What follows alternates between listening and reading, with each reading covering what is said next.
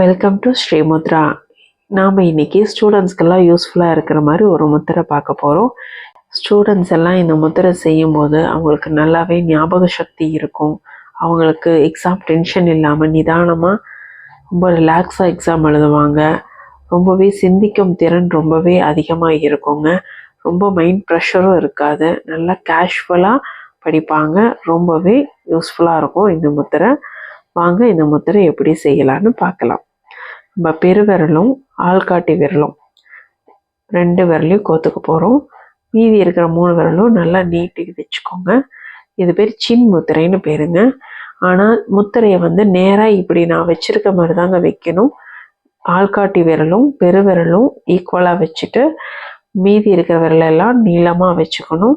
இப்படி வைக்கும்போது தான் இந்த முத்திரையோட ரிசல்ட் இருக்கும். கண்டிப்பாக செஞ்சு பாருங்கள். நன்றி.